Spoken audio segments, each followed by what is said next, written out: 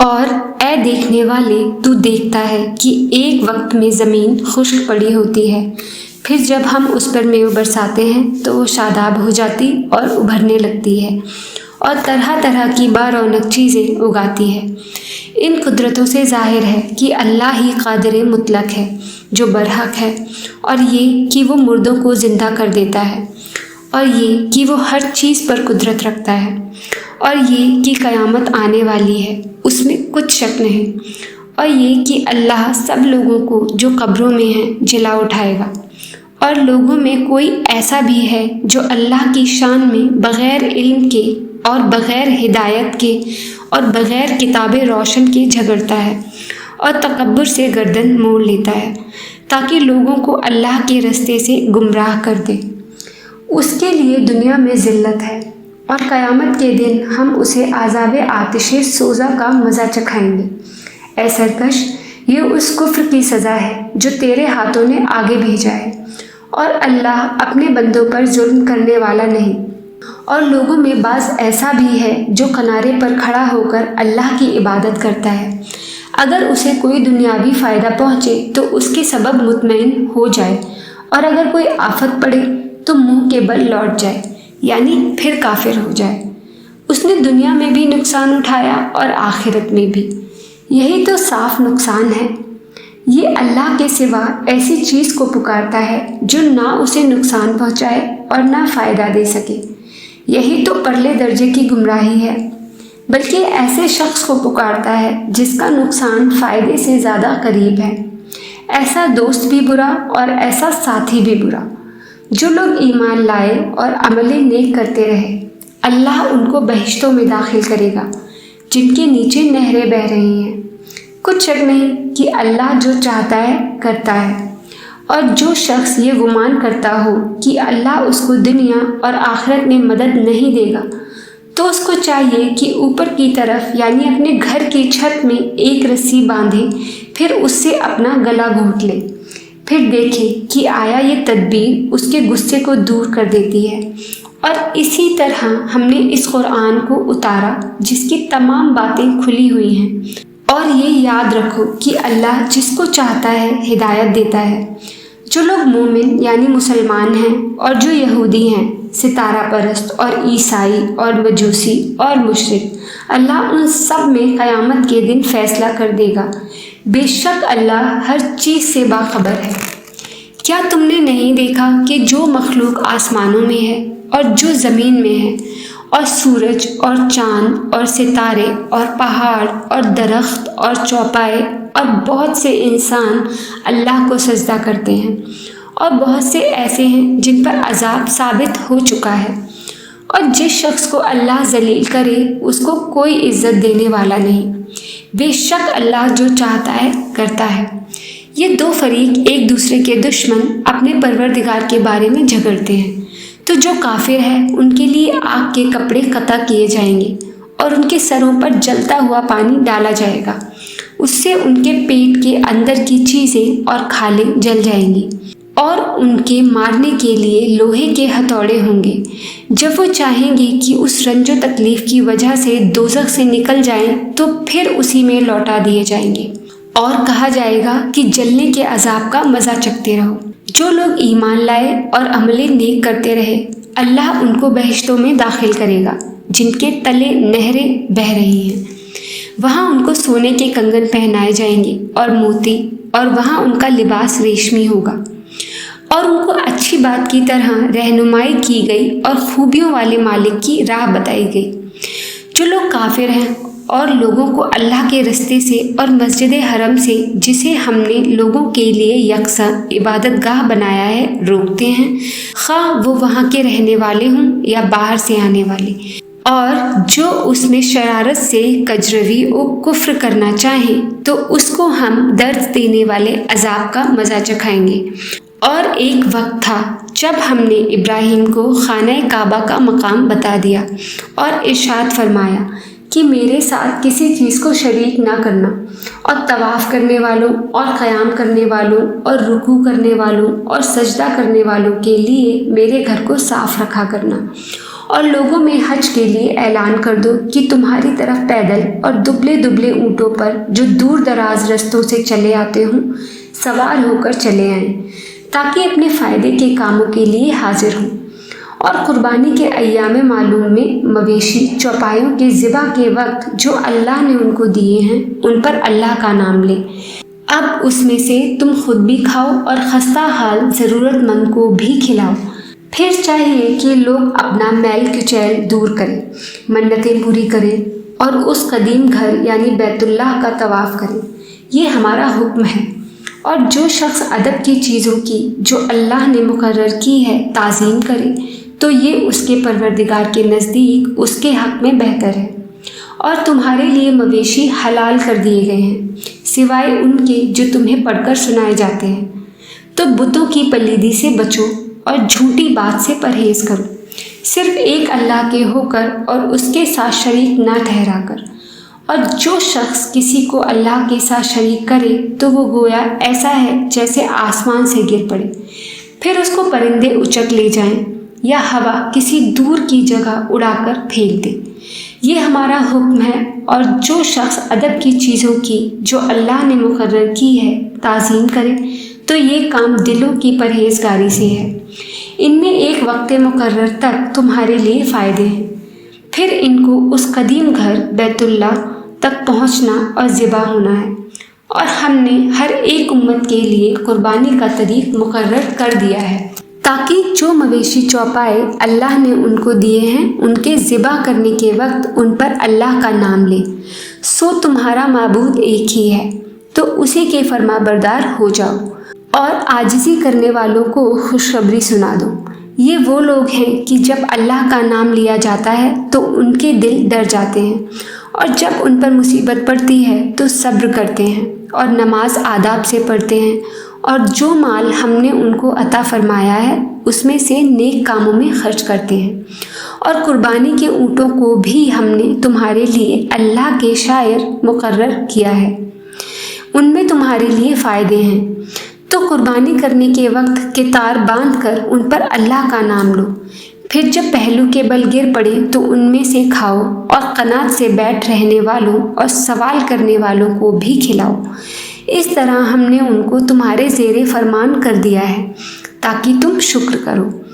اللہ تک نہ اس کا گوشت پہنچتا ہے اور نہ خون، بلکہ اس تک تمہاری پرہیزگاری پہنچتی ہے۔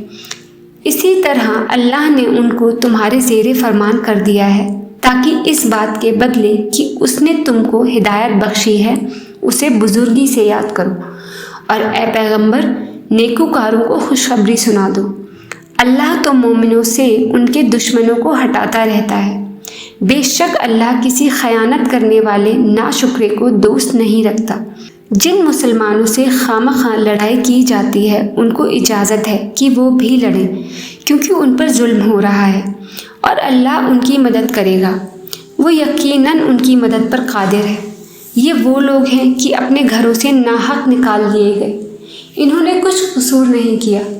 ہاں، یہ کہتے ہیں کہ ہمارا پروردگار اللہ ہے، اور اگر اللہ لوگوں کو ایک دوسرے سے نہ ہٹاتا رہتا تو خانقاہیں اور گرجے اور یہودیوں کے عبادت خانے اور مسلمانوں کی مسجدیں جن میں اللہ کا کثرت سے ذکر کیا جاتا ہے گرائی جا چکی ہوتی۔ اور جو شخص اللہ کی مدد کرتا ہے اللہ اس کی ضرور مدد کرتا ہے، بے شک اللہ توانا ہے، غالب ہے۔ یہ وہ لوگ ہیں کہ اگر ہم ان کو ملک میں حکومت دے دیں تو نماز قائم کریں اور زکوٰۃ ادا کریں اور نیک کام کرنے کا حکم دیں اور برے کاموں سے منع کریں، اور سب کاموں کا انجام اللہ ہی کے اختیار میں ہے۔ اور اگر یہ لوگ تم کو جھٹلاتے ہیں تو اس سے پہلے نوح کی قوم اور عاد اور سمود کی قومیں بھی اپنے پیغمبروں کو جھٹلا چکی ہیں، اور قوم ابراہیم اور قوم لوط بھی، اور مدین کے رہنے والے بھی، اور موسیٰ بھی تو جھٹلائے جا چکے ہیں۔ لیکن میں کافروں کو مہلت دیتا رہا، پھر میں نے ان کو پکڑ لیا، تو دیکھ لو کہ میرا عذاب کیسا سخت تھا۔ چنانچہ بہت سی بستیاں ہیں کہ ہم نے ان کو تباہ کر ڈالا کہ وہ نافرمان تھی، سو وہ اپنی چھتوں کے بل گر پڑی، اور بہت سے کنویں بیکار اور بہت سے مضبوط محل ویران پڑے ہیں۔ سو کیا ان لوگوں نے ملک میں سیر نہیں کی تاکہ ان کے دل ایسے ہوتے کہ ان سے سمجھ سکتے اور کان ایسے ہوتے کہ ان سے سن سکتے؟ بات یہ ہے کہ آنکھیں اندھی نہیں ہوتی بلکہ دل جو سینے میں ہے وہ اندھے ہو جاتے ہیں، اور یہ لوگ تم سے عذاب کے لیے جلدی کر رہے ہیں، اور اللہ اپنے وعدے کے خلاف ہرگز نہیں کرے گا، اور بے شک تمہارے پروردگار کے نزدیک ایک روز تمہارے حساب کے روح سے 1000 برس کے برابر ہے۔ اور بہت سی بستیاں ہیں کہ میں ان کو مہلت دیتا رہا جبکہ وہ نافرمان تھیں، پھر میں نے ان کو پکڑ لیا اور میرے ہی طرف لوٹ کر آنا ہے۔ اے پیغمبر کہہ دو کہ لوگوں، میں تو تم کو کھلم کھلا خبردار کرنے والا ہوں، تو جو لوگ ایمان لائے اور نیک کام کیے ان کے لیے بخشش اور عزت کی روٹی ہے، اور جن لوگوں نے ہماری آیتوں میں اپنے خیال میں ہمیں عاجز کرنے کے لیے دوڑ دھوپ کی وہ اہل دوزخ ہیں۔ اور ہم نے تم سے پہلے کوئی رسول اور نبی نہیں بھیجا مگر اس کا یہ حال تھا کہ جب وہ کوئی آرزو کرتا تھا تو شیطان اس کی آرزو میں وسوسہ ڈال دیتا تھا، تو جو وسوسہ شیطان ڈالتا ہے اللہ اس کو دور کر دیتا ہے، پھر اللہ اپنی آیتوں کو مضبوط کر دیتا ہے، اور اللہ علم والا ہے، حکمت والا ہے۔ غرض اس سے یہ ہے کہ جو وسوسہ شیطان ڈالتا ہے اس کو ان لوگوں کے لیے جن کے دلوں میں بیماری ہے اور جن کے دل سخت ہیں ذریعہ آزمائش ٹھہرائے۔ بے شک ظالم لوگ مخالفت میں دور جا پڑے۔ اور یہ بھی غرض ہے کہ جن لوگوں کو علم عطا ہوا ہے وہ جان لیں کہ وہ یعنی وہی تمہارے پروردگار کی طرف سے حق ہے، تو وہ اس پر ایمان لائیں اور ان کے دل اللہ کے آگے عاجزی کریں۔ اور جو لوگ ایمان لائے ہیں اللہ ان کو سیدھے رستے کی طرف ہدایت کرتا ہے، اور کافر لوگ ہمیشہ اس کی طرف سے شک میں رہیں گے یہاں تک کہ قیامت ان پر ناگہاں آ جائے یا ایک نامبارک دن کا عذاب ان پر آ واقع ہو۔ اس روز بادشاہی اللہ ہی کی ہوگی اور وہ ان میں فیصلہ کر دے گا۔ تو جو لوگ ایمان لائے اور عمل نیک کرتے رہے وہ نعمت کے باغوں میں ہوں گے، اور جو کافر ہوئے اور ہماری آیتوں کو جھٹلاتے رہے ان کے لیے ذلیل کرنے والا عذاب ہوگا۔ اور جن لوگوں نے اللہ کی راہ میں ہجرت کی پھر مارے گئے یا مر گئے ان کو اللہ اچھی روزی دے گا، اور بے شک اللہ بہترین رزق دینے والا ہے۔ وہ ان کو ایسے مقام میں داخل کرے گا جس کو وہ پسند کریں گے، اور اللہ تو جاننے والا ہے، بردبار ہے۔ یہ بات اللہ کے یہاں ٹھہر چکی ہے۔ اور جو شخص کسی کو اتنی ہی ایذا دے جتنی ایذا اس کو دی گئی پھر اس شخص پر زیادتی کی جائے تو اللہ اس کی مدد کرے گا۔ بے شک اللہ معاف کرنے والا ہے، بخشنے والا ہے۔ یہ اس لیے کہ اللہ رات کو دن میں داخل کرتا ہے اور دن کو رات میں داخل کرتا ہے، اور اللہ تو سننے والا ہے، دیکھنے والا ہے۔ یہ اس لیے کہ اللہ ہی برحق ہے، اور جس چیز کو کافر اللہ کے سوا پکارتے ہیں وہ باطل ہے، اور اس لیے کہ اللہ اونچی شان والا ہے، بڑا ہے۔ کیا تم نہیں دیکھتے کہ اللہ آسمان سے مے برساتا ہے تو زمین سرسبز ہو جاتی ہے؟ بے شک اللہ مہربان ہے، خبردار ہے۔ جو کچھ آسمانوں میں ہے اور جو کچھ زمین میں ہے اسی کا ہے، اور بے شک اللہ بے نیاز ہے، قابل ستائش ہے۔ کیا تم نہیں دیکھتے کہ جتنی چیزیں زمین میں ہیں سب اللہ نے تمہارے زیر فرمان کر رکھی ہیں، اور کشتیاں بھی جو اس کے حکم سے سمندر میں چلتی ہیں، اور وہ آسمان کو تھامے رہتا ہے کہ زمین پر نہ گر پڑے مگر اس کے حکم سے۔ بے شک اللہ لوگوں پر نہایت شفقت کرنے والا مہربان ہے۔ اور وہی تو ہے جس نے تم کو حیات بخشی، پھر تم کو مارتا ہے، پھر تمہیں زندہ بھی کرے گا، اور انسان تو بڑا ناشکرا ہے۔ ہم نے ہر ایک امت کے لیے بندگی کی ایک راہ مقرر کر دی ہے کہ اسی طرح وہ بندگی کرتے ہیں، تو یہ لوگ تم سے اس معاملے میں جھگڑا نہ کریں، اور تم لوگوں کو اپنے پروردگار کی طرف بلاتے رہو۔ بے شک تم سیدھے رستے پر ہو، اور اگر یہ تم سے جھگڑا کریں تو کہہ دو کہ جو عمل تم کرتے ہو اللہ ان سے خوب واقف ہے۔ جن باتوں میں تم اختلاف کرتے ہو اللہ تم میں قیامت کے روز ان کا فیصلہ کر دے گا۔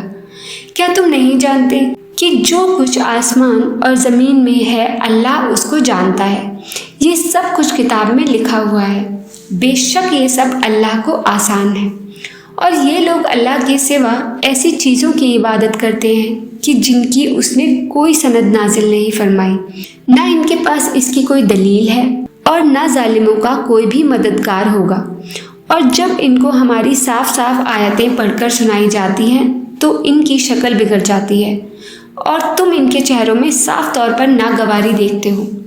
ایسا لگتا ہے کہ جو لوگ ان کو ہماری آیتیں پڑھ کر سناتے ہیں ان پر حملہ کر دیں گے۔ کہہ دو کہ میں تم کو اس سے بھی بری چیز بتاؤں، وہ دوزخ کی آگ ہے جس کا اللہ نے کافروں سے وعدہ کیا ہے اور وہ برا ٹھکانہ ہے۔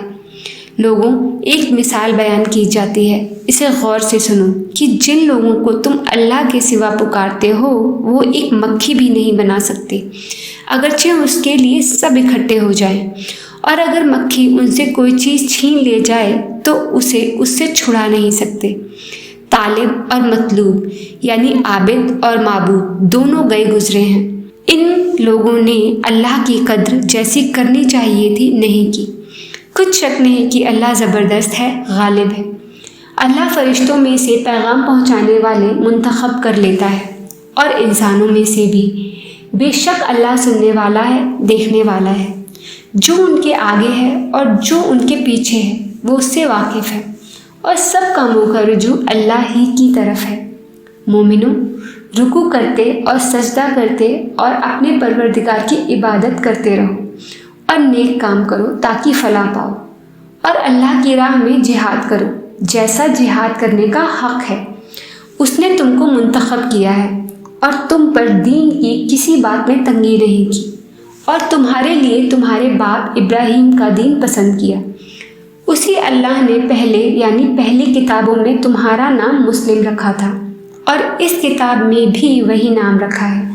تو جہاد کرو تاکہ پیغمبر تمہارے بارے میں گواہ ہوں اور تم لوگوں کے مقابلے میں گواہ رہو۔ سو مسلمانوں، نماز قائم کرو اور زکوٰۃ دو اور اللہ کے دین کی رسی کو پکڑے رہو، وہی تمہارا دوست ہے۔